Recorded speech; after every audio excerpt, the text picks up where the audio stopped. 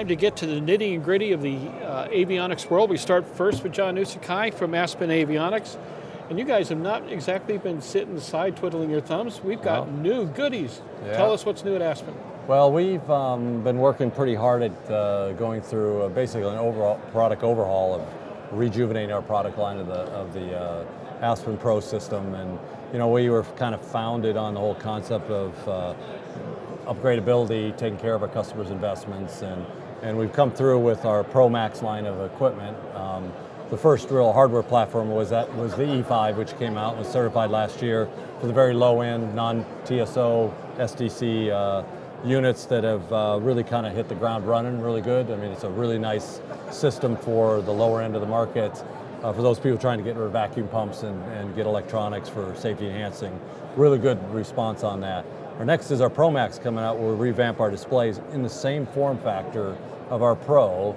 We've just announced and have just started a program of giving for a couple months here, those customers that have been loyal to us, a really reduced price of an upgrade to a Pro Max. And what that means for them is that they can update their Pros to a Pro Max, which is basically a brand new unit for them, new 2-year warranty for $3,000. And I always use the thing. Well, in aviation terms, that's dirt cheap. It is. I mean, wouldn't you like to be able to take your 1960 or 1975 or 85 Toyota Highlander in and pay $2,000 to get a new Highlander? I mean, that's the kind of. I don't think I can pull that off. That's the kind of the concept. Yeah. So but we really are on the whole protect your investment, because with avionics, the turn of avionics, you look at, you know, several of my competitors have turned their platforms 3 times in the time that we've been in existence. That kind of leaves those customers that invested with you in a lurch. They got to basically upgrade the whole system to keep up with the latest safety enhancing technologies. Our view is that we build a platform that allows them to take care of that in a cost-effective way, such that they can take advantage of safety enhancing technologies, the new display graphics capabilities, all those capabilities for a price that's affordable. And our first play into that, our first foray into that, is this program which ends at the end of April. Now, I got to be honest, we thought we'd sell 200, 250 of them. We crossed 450 the other day, and we're not even it ends at the end of April. Mm-hmm. We're not sure how far this is going to go, but we're very excited about it. Is this something you'd like to see the industry overall adopt? Is there a potential here for yet another level of how to keep aviation affordable and cost effective? I think so, and I think, you know, we talk a lot about affordability in avionics and aviation, and a lot of it talks about the first purchase price, or the purchase price of the equipment. There's a lot of competition, so the prices of the purchase price are going down, but the installation costs aren't coming down. It's one of the things we've been really focused on. We see a little bit of that now coming down, but when you look at the life cycle of avionics and your airplane, I don't know about you, but I've had my airplane for what, 10 years now. I have no plans to sell my airplane anytime soon. In that 10 to 15, 20 years, the cycle of technology evolves quickly. Just look at your phone, look at anything like that. We've got to be able to do that in the avionics world, to be able to do that, because that's where the safety enhancing technologies come. More processor power, better displays, lighter controls, getting rid of vacuum pumps, all that stuff can improve safety. But if you're locked into an avionics platform that every time you got to pay $20K to get upgraded, you're leaving people behind. And I think it leaves industry behind, it makes it too expensive, and it doesn't attract new people. Not just that, I would love to see that be broadly applied. And one of the other things here that you kind of step around is the fact that in the past, such upgrades took incredible downtime with the airframes. You're we're talking about our upgrade to a Pro Max. The guy basically pulls in, our vision is, he goes in for an oil change, he gets his upgrade. Not quite there yet, but we're pushing for that. Guy can go for an oil change, update his Pro to a Pro Max, walk out, he's got the latest technology. There you go. That's really the goal here, because you can't tie up a guy's airplane for 6 weeks and 20 grand every time a technology change occurs. And I think some of my competitors and people like that have lost sight of that. They just want to go through cycles. They want to shorten the cycle time of avionics and increase the cycle time of spending 20 grand every time you want to upgrade it. I think that's bad for the industry. No question about it. So, what are you learning so far? Well, it's actually a very good question. So we're learning that we're surprised by, it's even more than a learning, of how many people in the customer base are yearning for the ability to keep their airplanes up to date affordably. Okay, I didn't realize, I figured there'd be a good population of people wanting to do it. I didn't realize how there was a pent up demand for this. The other thing we're learning is the certification aspects of that. Okay, so we've seen a lot of good things happen in certification, Part 23 rewrite, stuff like that, but the industry certification aspects has got to catch up with that kind of cycle. And I think now we have the rules to do it. Now it's the applicability of those rules, or application of those rules, and the experiences that the FAA and the industry will get that we like to think we're kind of blazing the trail for, because as we get it down, you'll be able to shorten the development times and then even shorten the times further. And then what that means is that we keep our consumer base excited about airplanes, new people coming in get to see the latest technology. I think there's going to be a day not too far off that a guy getting his pilot's license is going to get his pilot's license in a glass panel, and he's going to have to get an endorsement to go back to the steam gauges. Just like today on the tail wheel. Yeah. You get your pilot's license in a tricycle. What an you get your interesting endorsement concept. On there. I think they were not that far away from that. Wow. And we already rewrote April 1st. That's not fair.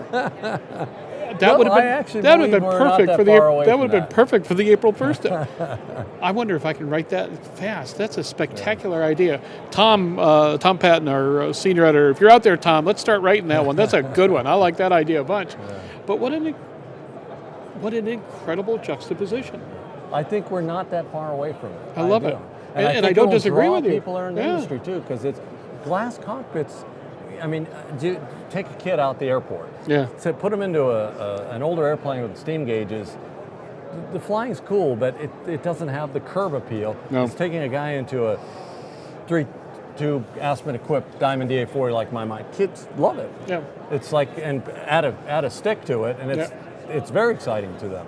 And I think we as an industry need to play more to that, to bring younger, more energetic ideas into our industry. Outstanding. We have what is starting to be a very uncertain, or what could be a very uncertain certification environment. Recent sensationalism over 2 accidents that have occurred to Boeing series aircraft. Politicians who are, of course, looking for the cheap, quick, immediate soundbite. There should be a criminal investigation. They should be doing this. They should be doing that. Long before anybody knows what really happened, and long before any true semblance of the facts be made known. The question ultimately is to somebody whose livelihood and whose entire company is dependent on a stable atmosphere within the certification regime, is how badly does that scare you? So, we have seen such good changes in the certification environment over the last 5 or 6 years. Oh, absolutely. And things are moving in the right direction. What's happening in the political and the public eye and all the things that are occurring has the potential to derail that process. Now, we have a very safe system here, and I don't know the details of what went on. I'm sure it'll get to the bottom of it, because what I have high confidence in is that the FAA and its processes and its accountability is solid. I'm 100% confident, and they will get to the bottom of this, and they will make the necessary changes. What we can't really afford is for that to undermine the progress that we've made in the certification processes, to performance base, to delegation. Maybe we need to tweak it. Maybe something will come out of it when we tweak it. But at the end of the day, those 2 accidents are extremely unfortunate and very sad for the entire world. But we've got to keep our eyes focused that the FAA does provide a very safe product, and we got to stay on that path and not allow it to be derailed, because it will undermine. In the end, I think that whole process of derailing it will create a system that is probably less safe, because people will not be able to take advantage of newer technologies, because there'll be so many hurdles put in front of it because of the fear of that as a result of what's going on now. And so I feel for the FAA people. They're under the gun.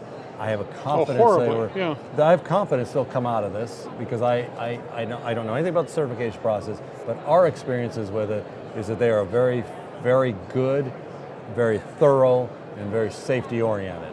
And whatever comes out of it, if there is anything that comes out of it, that the FAA will come out. But the uncertainty of it is certainly unsettling for a lot of people in the industry. But at the end of the day, I have confidence that the system will prevail. I have confidence in the people in the FAA. I've known many of them. They're all very focused on safety, and we'll have to see. But it is trouble.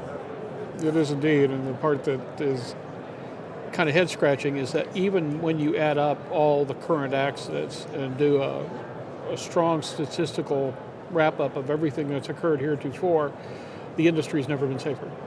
True. There's no question about that. Yeah. And across the board, recreational, GA, commercial, military, we're all getting better by the day. Yeah. And that I wish that somehow was recognized. I was just telling Paul in our conversation a little while ago, it's one of the reasons why in the past Aero-News would go out of its way to answer general media questions. But the problem we have in our contacts with general media is they're not interested in answers, they're interested in us giving them the language that they want. We won't do it anymore. Yeah, well, that's going to be destructive. We certainly are in the short news cycle world of everything. Not real happy about certain parts of my profession right now, Mr. Uczekaj. I also believe that that's probably a phase that we're going to have to weather. I right or wrong, I have a lot of confidence in institutions of the government and the press and all those things, but I also recognize that new technology brings new cycles and new things happen. Absolutely. But I like to believe I have a lot of faith in the way things are done, and that because of the way we do things, it allows for that kind of adjustments back and forth. But at the end of the day, we always seem to end up in the right spot. I want to hope that we do on this as well. I hope so. Aspen has been this truly intriguing company within the avionics spectrum, especially when it comes to the glass panel market.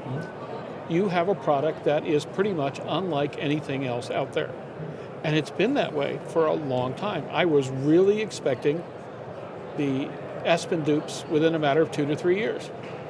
I mean, you must have too. You must have expected Aspen wannabes any day. So you've built a niche, apparently strongly enough that nobody really wants to take you on at this point. Whereas, the Garmins will compete with the Avidynes will compete with the BKs and things of that nature. Where do you see Aspen going right now with the platform that you have? Is this a platform that's enduring, or will we see some derivations from the platform in the future? So, by the way, thank you very much for the compliments there. We think that we've gotten to the point. Remember, it ain't bragging when it's true.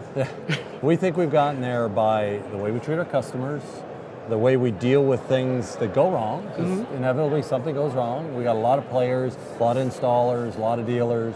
We try to do the best we can. I think that was where we developed initial, I want to call loyalty to what we do. As the product has gotten out there, where we have over 14,000 customers out there now, the product itself has started to then make its statement in there, because it's a product that fits that niche really well, and I think that will continue. But inevitably, we need to evolve. Inevitably, we've got to find different platforms to grow. We've got to find different ways to enter into the avionics market. We recently, in the last couple, 3 years, bought a company called Concorde, and we branched into the GPS market. We're selling GPSs quietly, I might add, into the UAV markets, into all kinds of different places. And we don't take a lot of, because it's a different kind of market. Our connected panel product, we've seen that get on Pilatus and others, and the whole connectivity of the world. Many times we talk about connectivity primarily in terms of cabin connectivity. But when you talk about business connectivity with an airplane to be able to provide information or transition of information, I think is the next big world. What we don't have is a great pipeline yet. The people working on it, whether it be 5G, whether it be the nano satellite constellations, whether it be Project Loon, balloons or stuff. That pipeline, once that pipeline opens up, the products that we can build into that area are going to explode. Literally, we're going to find all kinds of people. You walk around here just recently, you'll see several people starting to show connectivity boxes. And these are not entertainment connectivity, these are business connectivity boxes. And I think that area is an area that we have played in. We were the first ones to provide connectivity to the iPad with ForeFlight, way back in 2011. Well, I remember being in a small room with the ForeFlight guys in Houston, way back. And now look where ForeFlight's at now. They bought by Boeing, right? So, but the world is changing. Guys are out going out buying a private island by now, I would imagine. Yes, I would be lying if I said I wasn't jealous about that part of it. But welcome to my world. Exactly. But at the end of the day, that's where I see us playing. Displays will always have a place in it, because whether you have an unmanned taxi, air taxi, or anything, you're going to have some communications with the people that are on board, or the cargo that's on board when it arrives and stuff. So the man-machine interface of a glass cockpit, or whatever it's going to be called when it's in that world, will continue to blossom. And I think you're going to see Aspen moving into those kinds of areas to take and find the right hardware-software niche that's going to really kind of exploit that market. And I think that's where you're going to see Aspen go. We will always be true to our GA community because of that's our heritage, number one. Number two, we think there's big strides to be made in improving safety in that area through display technology, through integrating with others and things like that. I also think what you're going to see in our industry is more people working together, maybe some consolidation in the industry. There's a lot of us people out there are smaller size companies. You're going to see that, and that's going to create new opportunity for product and things like that. So I just think that we're ripe now that we're out of the downturn. People are starting to spend money now. You start building up your balance sheet, and then you start thinking about bigger things. We're no different than everybody else. We'll be doing that as well. Well, you've done a couple things I thought were pretty much on target. One thing in particular, I get complaints from folks who go, I spent all this money with brand so-and-so, and it won't work with my transponder, it won't work with this and work with that. Whereas you folks have made an effort to work with everything. I don't know if you've succeeded to that level yet, but you certainly have tried. No, we did. I think we have. Why does such obvious tactics seem to escape companies with so much to lose by restricting themselves? Well, I actually think this is really I probably will talk too long on this subject. I actually think we've gone through a cycle. So when we came out, everything was closed. Yeah. Everything was closed. Yep. And so we started opening things up, and then what people realized is by opening it up, it created opportunity. And so we started to see some change there, and even the big guys started at least opening up certain parts of the interface. What I think you're seeing now, even with the big guys, is they're starting to do the same thing. They're starting to interface with more. Now, they will protect certain core parts, and the bigger you are, the more you have to protect. But even some of the big guys are starting to maybe open up a little bit, because the expectation of a consumer is no different than what they have with iPhone apps. They're starting to get that mentality, and they're not accepting the lack of choice and the lack of that. And also, the third thing that I think is very important is we survived. The little guys have survived the 2008 downturn. Yeah. And because there's several of us that survived, people have to pay attention now. They can't ignore it. Yeah. I think that maybe people thought through the 2008 downturn, many of us wouldn't make it. And you'd be left with two players or something like that. But it didn't. We survived. No. And as a result of that, that's kept the level of competition, and that's driven the bigger guys to think more out of the box, because they have to, because the consumer demands it. And I think that dynamic is going to continue to play, especially if the market continues to get stronger than what it is, because consumers will be the ones that make the call at the end of the day. And if they have choice, they will exercise that choice, and the bigger players cannot ignore that. Outstanding. John Uczekaj, we thank you so much for your time. It's always a pleasure. More important than anything else, just keep doing what you're doing. Thank you, sir. Appreciate it. I climb in and out of all kinds of different airplanes day by day, and sometimes it's Aspen, and sometimes it's Avidyne, and sometimes it's Brand G or Old BK or Narco occasionally, which is really scary. There's still Narco radios out there. Yeah, I'll tell you what, but I've always enjoyed flying your gear, because JPW, it just plain works. Thank you, sir. Gotta like Appreciate that. it. Always a pleasure.